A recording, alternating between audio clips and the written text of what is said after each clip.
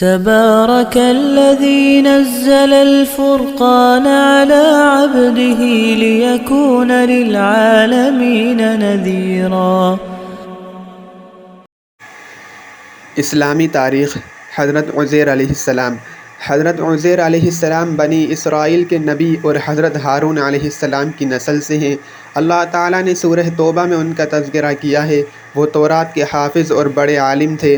جب بخت نصر بادشاہ نے بنی اسرائیل کو شکست دے کر فلسطین اور بیت المقدس بالکل تباہ کر دیا اور ان کو غلام بنا کر بابل لے گیا اور تورات کے تمام نسخوں کو جلا کر راکھ کر دیا اور وہ تورات جیسی عظیم آسمانی کتاب سے محروم ہو گئے، تو اللہ تعالیٰ نے حضرت عزیر علیہ السلام کو دوبارہ بیت المقدس آباد کرنے کا حکم دیا۔ انہوں نے اس کی ویرانی دیکھ کر حیرت کا اظہار کیا تو اللہ تعالیٰ نے 100 سال تک ان پر نیند طاری کر دی۔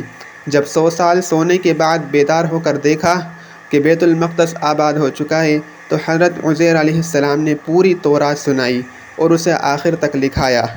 اس عظیم کارنامے کی وجہ سے یہودی انہیں عقیدت میں خدا کا بیٹا کہنے لگے، اور آج بھی فلسطین میں یہود کا ایک فرقہ حضرت عزیر علیہ السلام کو خدا کا بیٹا کہتا ہے اور ان کا مجسمہ بنا کر ان کی عبادت کرتا ہے۔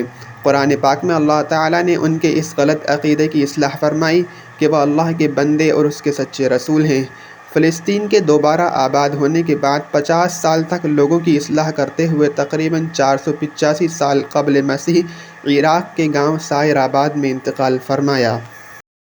تبارك الذي نزل الفرقان على عبده ليكون للعالمين نذيرا۔